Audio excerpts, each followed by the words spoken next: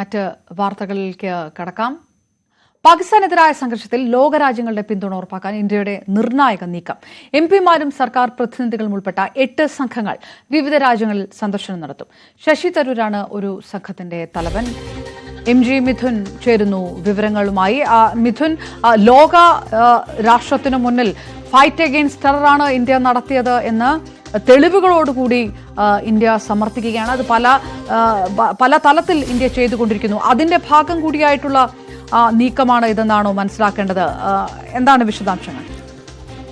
അപർണ, അതായത് ഈ ഇന്ത്യ പാകിസ്ഥാൻ സംഘർഷത്തെ തുടർന്ന് ഇന്ത്യ സ്വീകരിച്ചിട്ടുള്ള നയതന്ത്ര ഇടപെടലുകളിൽ കൂടുതൽ പിന്തുണ, വിദേശ രാജ്യങ്ങളുടെ കൂടുതൽ പിന്തുണ ഉറപ്പാക്കുന്നതിന് വേണ്ടിയാണ് ഇത്തരത്തിലൊരു നിർണായക നീക്കം ഇപ്പോൾ ഇന്ത്യയുടെ ഭാഗത്തുനിന്ന് ഉണ്ടായിരിക്കുന്നത്. 8 സംഘങ്ങളായി 5 ടീമുകൾ, അതായത് 5 മുതൽ 6 വരെയുള്ള എംപിമാരുടെ സംഘമാണ് ഇത്തരത്തിൽ വിദേശ രാജ്യങ്ങൾ സന്ദർശിക്കുന്നത്. 5 രാജ്യങ്ങളാണ് പ്രധാനമായും സന്ദർശനം നടത്തുന്നത്. അതായത് US, UK, UAE, ഒപ്പം തന്നെ ഖത്തർ, സൗത്ത് ആഫ്രിക്ക തുടങ്ങിയ 5 രാജ്യങ്ങളാണ് ഈ എംപിമാരുടെ സംഘം സന്ദർശിക്കുക എന്നാണ് അറിയിച്ചിരിക്കുന്നത്. ഈ കിരൺ റിജു, കേന്ദ്രമന്ത്രി കിരൺ റിജു ആണ് ഇതിനെ ഏകോപിപ്പിക്കുന്ന ചുമതല നൽകിയിരിക്കുന്നത്. അതിൽ ഈ ഓരോ സംഘത്തിലും 5 മുതൽ 6 എംപിമാരുണ്ട്. അതിൽ ഒരു സംഘത്തെ നയിക്കുന്നത് ശശി തരൂർ ആണെന്നുള്ളതാണ് ഏറ്റവും പ്രധാനപ്പെട്ട കാര്യം. നമുക്കറിയാം, കഴിഞ്ഞ ദിവസങ്ങളിൽ ഈ ഓപ്പറേഷൻ സിന്ദൂറുമായി ബന്ധപ്പെട്ട് ഇന്ത്യ സ്വീകരിച്ചിട്ടുള്ള നടപടിയിൽ പ്രധാനമന്ത്രിയെ പ്രശംസിച്ചുകൊണ്ട്, ഒപ്പം തന്നെ കേന്ദ്രം സ്വീകരിച്ചിട്ടുള്ള നടപടിയെ പ്രശംസിച്ചുകൊണ്ട് പി ചിദംബരത്തിന് പിന്നാലെ ശശി തരൂർ എംപിയും രംഗത്ത് വരുന്ന ഒരു കാഴ്ചയുണ്ടായിരുന്നു.